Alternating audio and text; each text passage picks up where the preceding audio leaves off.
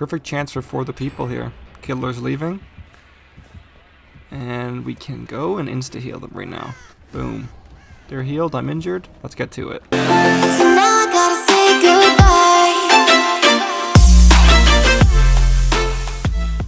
goodbye. Hey guys, Mighty Matt here. Back with another Dead by Daylight video. Today I want to show you guys a build that revolves around the recently released perk For the People. Basically, this perk allows you to trade a health state to your teammate instantly. You can only use it while you're fully healed, but I feel like this perk is really underrated because it allows you to basically instantly pick up your teammate on the ground or heal them or something, and I think it can swing the momentum of a game into your favor. Or at least allow your teammates to repair generators while you distract the killer. What we're going to be running alongside this is Resilience. This perk gives you a 9% greater action speed while you're injured. I figured I'm going to give up a health state, so I might as well gain something for it.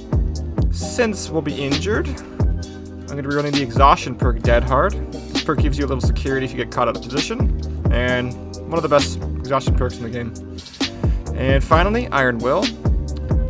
This perk silences the grunts of pain while you're injured, and it allows you to be more stealthy and unpredictable on the chase. I think it's a very strong perk, also kind of underrated in my opinion. These perks all synergize nicely while playing around being injured, but that's the thing, you're going to be playing around being injured. And yeah, if you want to maybe add some more security to this build, you could run Decisive Strike instead of Resilience, but it's up to you. And for our item, we'll run a Flashlight. So yeah, let's get to the game. Alright, so the Cold Tower. I feel like I get this map often and have pretty good games. I think it's one of the more balanced maps in the game. So, as always, to start on gens. Kind of in a weird spot here. And that's Billy. Okay. So, the thing about Billy is you don't really want to get caught out of position because he can wreck you if you do. He's one of the best killers for that. Catches you out of position and you're totally gonna go down by his chainsaw. But yeah, right now I'm just trying to, you know, go to this gen, but be wary of where he is. He just hit our teammate. And yeah, I'm just gonna keep my distance, kind of stay in a safer spot. And I don't think he can find my teammate right now. Looks like he's having trouble, so I'm gonna try to help out, get the killer's attention if I can, because I'm in a pretty safe position. The window's here.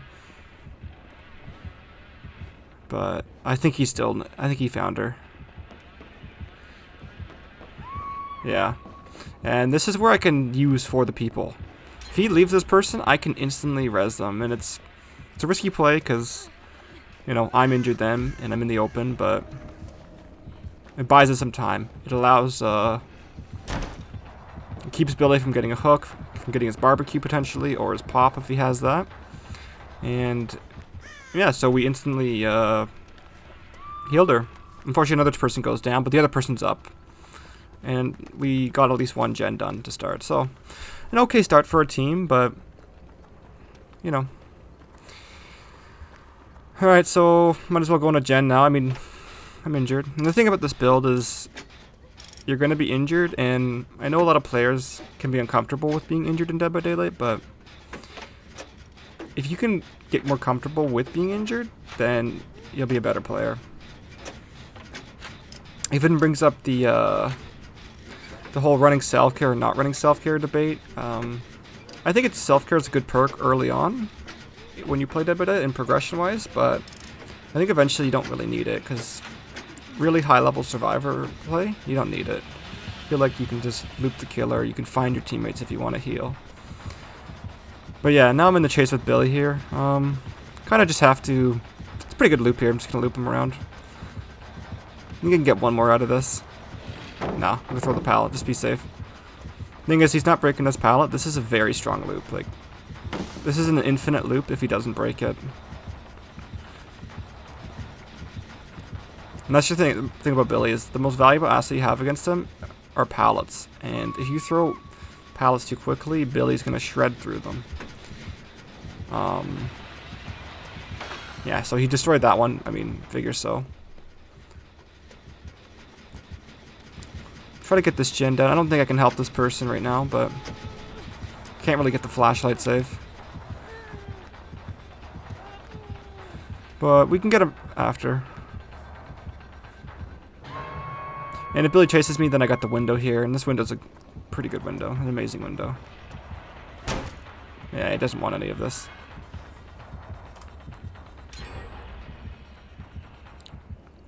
So I'm gonna go get the rescue now.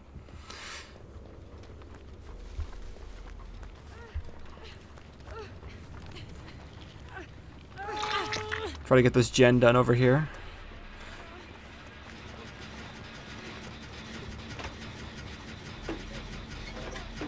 And I figured he had discordance because it felt like he was coming toward us every time two people run a gen, so oftentimes you can predict those kind of perks. You never really know though.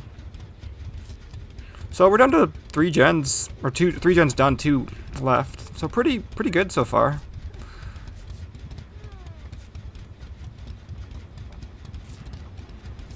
And I'm guessing he's got barbecue because most Billies do, and he'll see us and probably come this way. So like, hopefully getting healed now would be nice, but unfortunately we couldn't, and yeah. So, kind of in a tough spot here. One person's on hook, two people injured, another person's about to be on hook. So, yeah, I'm just gonna go for this. Kind of rough spot, and this person's down too, so our team's kind of going downhill here. Yeah, so for the people, I didn't get to use it this game so much so far, but I think this perk has a lot of potential. Even in the beginning of the game when I used it, it took a hook away from him. I mean, yeah, he found another person, but that's because that person was out of position. I think it just has that potential just to kill momentum on the killer. Like you instantly heal your teammate off the ground, and they can be picked up, and waste a lot of the killer's time just because they have to go for another chase then. Even if you are injured, they still have to go for another chase. It's better than, leaving someone on the ground to be hooked and the killer gets advantage with his perks.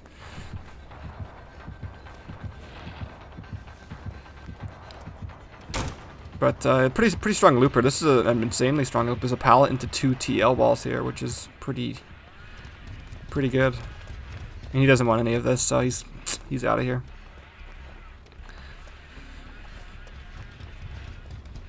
But any kind of insta-heal in the game is pretty strong, regardless of the effects. Like the effect it has on you, because, yeah, being injured sucks, but, like, good survivors can still loop, while being injured, and I think a lot of people have to realize that being injured is not the end of the world. It's not the biggest deal. You can still do your thing. You can still loop. Yeah, you only have half your life, but against a lot of killers who have instant down abilities anyways, I mean, and obviously there's exceptions to that, but I think more people should try to experiment with For the People and just, trying to get an insta-heal clutch. Like in the late game, think about that. The killer down someone, they can't really slug because you could have For the People and down. Almost vaulted that actually, could have died there. But yeah. And well, yeah, you're like able to pick people up off the ground instantly late in the game. Like the killer can't slug, they can't go after your other teammates because this perk's now a threat in the game, and I don't see this perk so often when I play killer. And playing with it now, like in other games, there's a lot of potential to it.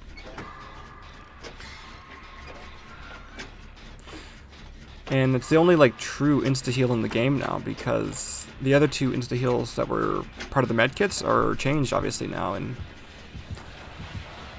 it's a 16-second insta-heal, quotes, in quotes. But it's cool to see something like this still exists in the game, this perk.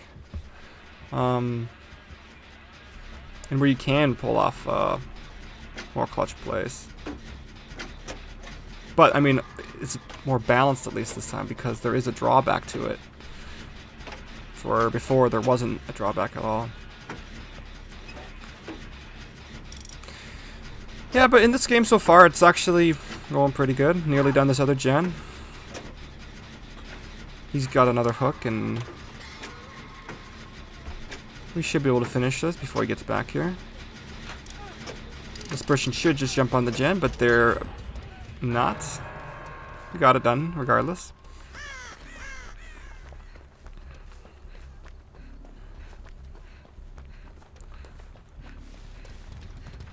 Yeah, let's see if I can go get this guy now. Basement against Billy, not the best, and no borrowed time for me.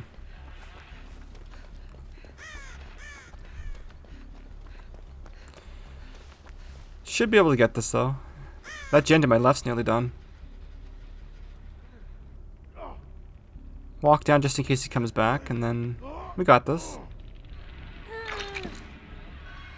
And I think he was coming back here just a second ago, but he ran into something, so that allowed us to get out. Max altruism. I've been getting a lot of unhooks and saves. It's been the medic of the team. And the runner, apparently. See if I can get his attention over here. Unfortunately not. He's dead now. Unless he's got decisive strike, which I don't think he does. See if I can find the final gen.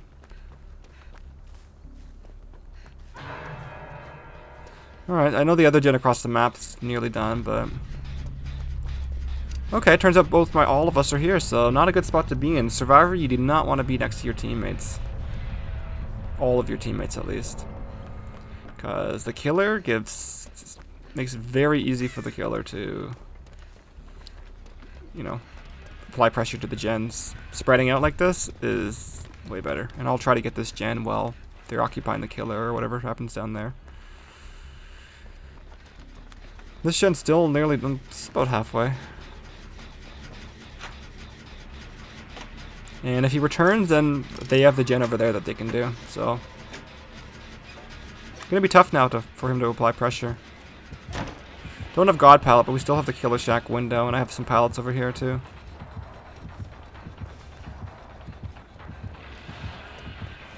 And see that? A lot of billies like to rev their chainsaws at the pallets, and as long as you don't panic and throw it, you won't run out of pallets quickly.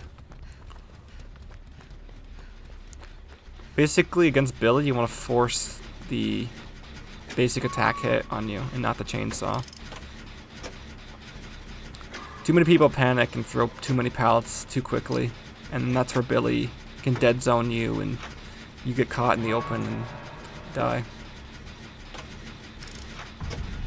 And that's 2 down, 2 to go. And he's coming back towards me now, so I can't finish this gen. He's going to chase me down. Alright, let's see what he's got. Alright, so I thought he was going to double back through the window, but he didn't, so I'm going to have to dodge a chainsaw here. Go back to Killer Shack. To the wide turn to the fast vault at the window. He read that. But he actually gets greedy here. I fast vault there, he can't get the chainsaw hit.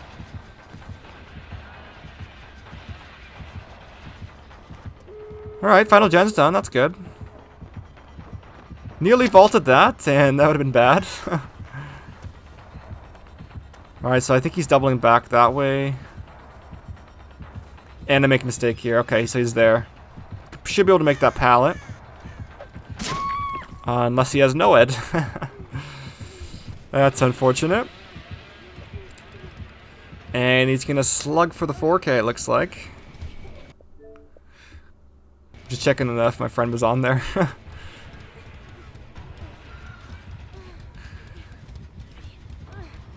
Unfortunate that I came down to no ed. I mean, I get it. A lot of killers run it, and it's a strong perk. Just sucks when you run into it at the end of a game. Maybe we'll get lucky here.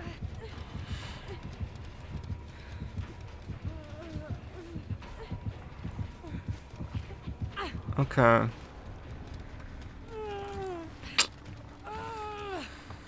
So, looking like a death here. Trap doors right there. Haven't been hooked yet, so maybe we can make a play.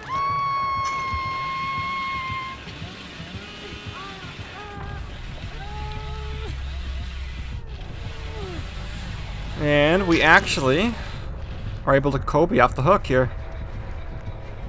He wants the trapdoor closed, so we're gonna have to run him and figure out how to lose him.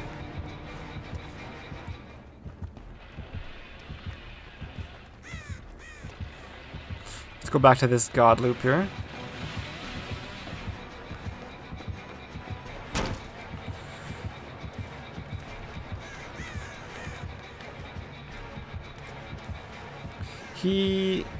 He's just gonna fall. I mean, he doesn't really have a choice. He basically can at this point. I think he just swung there for some reason.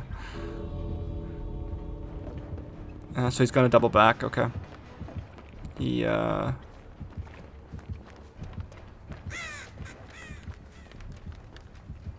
don't know where he is. No, he's there. I think he's having trouble tracking me because of Iron Will. Pretty strong perk, honestly. Iron Will can make a huge difference. Look at that. He can't hear me. He's like right next to me.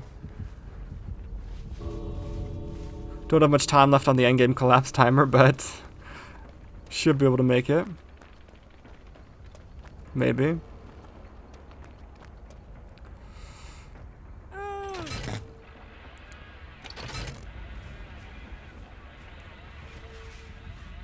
He's coming back now. This is gonna be close. Oh, he's really close to me. Wow. This is where resilience is coming in clutch here, being able to open the door quicker, and Iron Will. And lucky enough, we're able to get out here. Look at that.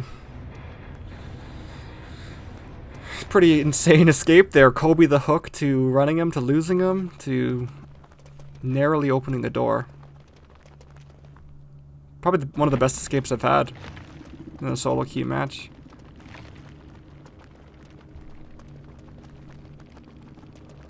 Look at that. I ended up getting a perfect game on Survivor. It's tough to do. But yeah, I know this video was about For the People. Didn't get to really use it much, but pretty insane escape there. 32,000 points. My teammate just messaged me. Anyways, hope you guys enjoyed. If you want to like, comment, subscribe, that'd be great. And have a nice day.